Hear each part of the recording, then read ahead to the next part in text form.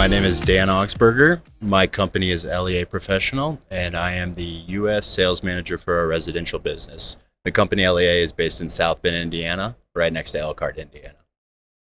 Tell me about the company. Tell me what you do. So as a company, we manufacture IoT-enabled smart amplifiers, and there's a lot of aspects of the amplifier that make it unique. Kind of core technology-wise, we have several different IT platforms that, we like to say they're intuitive. They just make sense. They're the kind of platform you can just, start using it, and all of a sudden you're aware of the capabilities, not really training intensive.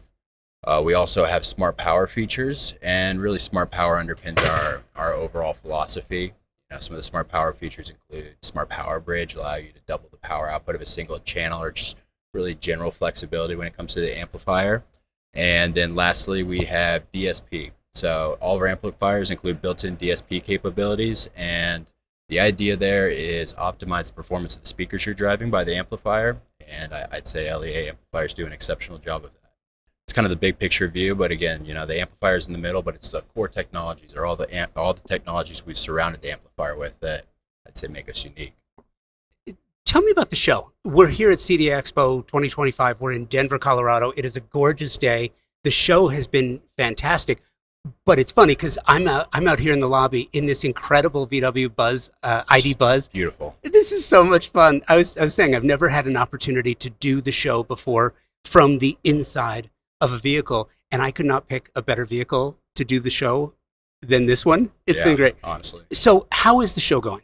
Show's going quite well. This has been an interesting year. A lot of macro factors at play, but I find that things have started to settle down. In terms of at the beginning of the year, all the conversations were around tariffs and how does that impact the business, and how are project timelines impacted. It's almost there's become a little fatigue of that topic in general, and people have really gotten past that and have created plans that allow them to operate regardless of their scenario. So I think in general, the sentiment of the show has been really positive. People are excited about the remainder of Q3 as well as Q4. And, when you look at the various echelons of society, I find that I've been told in discussions, we find that, the impact of the tariffs as well as interest rates are kind of slowing down business on the lower, projects below $40,000, $50,000. But above that, there really has been not much impact. There's still a lot of projects being done, and we're capitalizing. And tell me about. See, I find that fascinating, and it's interesting because the two things that everyone's talking about right now, tariffs and AI. Yeah. Right. But there's really you kind of have to let it marinate a little bit because it hasn't settled in. Either one of those topics haven't settled in. So we're really talking about ideas and we're talking about concepts here at the show. How do those? Tell me about the conversations you're having with integrators, because I would imagine at some point you're explaining what you do, what the company does, how you do it, and the light bulb goes on. Yeah. Be completely honest, most frequently the light bulb moment occurs when we start talking about our cloud capabilities. So in general, there are a lot of cloud solutions out there, but it's really, when it comes to the LEA cloud, it's a robust cloud. It allows two-way communication in that not only when you're not, eyes on glass looking at the performance of the system, the cloud has the ability to notify you. Our LEA cloud has the ability to notify you based on the current health scenario, the amplifiers in play. And, taking that a step further, it's all good if you become aware of an issue, but let's say the install is 200 miles away from you. Well, that's a lot of gas. So the ability to make, especially in scenarios where it's just a slight adjustment that needs to occur, the ability to do that remotely and, subsequently be aware of the, if there's ever any more issues or how that performance, evolved, there's the value there. But it's interesting too, because a slight adjustment over the cloud saves money. Exactly. And, it saves a lot of money when you're heading out to, like, for example, a remote location, maybe 100 miles away. In some scenarios, maybe something occurred and the amplifier has to be replaced. It's very expensive to go on site, find out you need to leave, place an order, and then come back. It turns into rolling a truck twice. It's a lot better if you can have a full understanding of what's going on, or, a better understanding of what's going on in the venue before you head out there to make some adjustments or do anything. And ideally, you can make the adjustments remotely. Which is fantastic. And so it's interesting. You're just outside of Elkhart, Indiana. Who knew that Indiana was a crucible for technology, engineering. I mean, some of us knew, but why Elkhart? Why Indiana?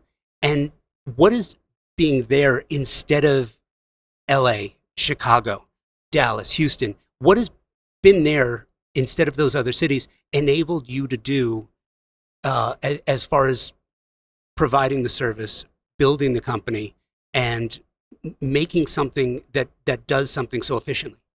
Yeah, so when it comes to Elkhart, like you said, it's a crucible of technology, specifically when it comes to amplifier technology as well as RV technology.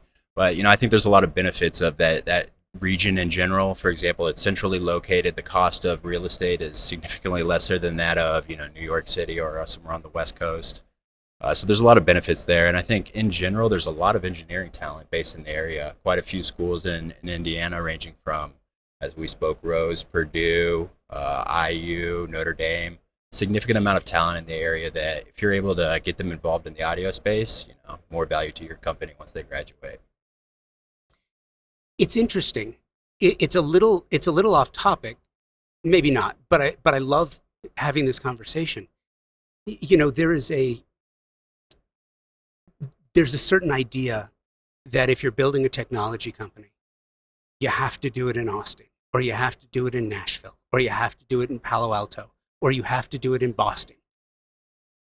When you get out to the middle of the country, where, like you mentioned, cost is a lot less, the level of talent is so high that it enables you to focus on building the company where every dollar goes farther, so that you can build a product and help integrators do amazing projects with incredible products. And it's almost like the money shows because it goes into the infrastructure of the company. We don't wind up having this conversation a lot due to the cost of things. When you talk about the cost of things, it's always about tariffs, and it's always about supply chain, and it's always about, well, how much is it going to cost on the end for the client. But if you build a company on a strong foundation like this, it makes for a better, more well-run, more efficient company, enabling you. And I'm selling the company, but if I'm seeing it enables you to build a stronger foundation so that you can control your pricing and your product availability better than others, perhaps. That's right. I mean, taking it just on that topic in general, taking it a step further, we're really all about, not being beholden to one manufacturing partner, always having some optionality. And the way the way things are changing at the macro level, it's become a big benefit for us. So let's say there's an increase in one location, we have the ability to defer to another location. And once everything's manufactured, it's shipped to Elkhart. So centrally located again, and we have good access to be able to provide and always have stock. And you're brand agnostic. That's correct. Whether we're talking about speakers or control systems, the LEA point of view is it doesn't matter. That's a client decision. It should be based on what the client desires, their desired outcomes, and we should be able to jive with everything. The boats rise with the tide, so we want to raise that tide, not lower the tide. So whether you're using let's say, for example, a Control 4 system, or let's say a Savant system, that's based on the end user desired outcome. It's not based on the amplifier, what the amplifier jives with. Taking that a step further to the speaker piece, again, it might be based on performance decisions, might be based on cost, but at the end of the day, we want LEA to raise the tide, not lower the tide. And I think we've done a pretty good job of remaining agnostic. And I think at the end of the day, the more companies collaborate, we collaborate with everyone as much as possible. The more you collaborate, the more innovation will result.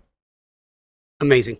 Thank you for doing this. This is fantastic. Hey, it's not every day at a trade show you get to hop in a van and have a video interview like this. So I appreciate your time spent. It was great. Absolutely. I appreciate your time. Thank you.